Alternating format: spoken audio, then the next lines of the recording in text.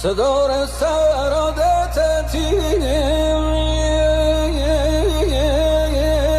دگرد جلوی بشکست دل سفری دگرد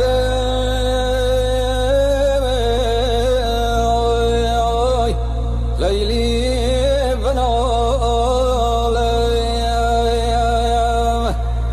جان صدای سراده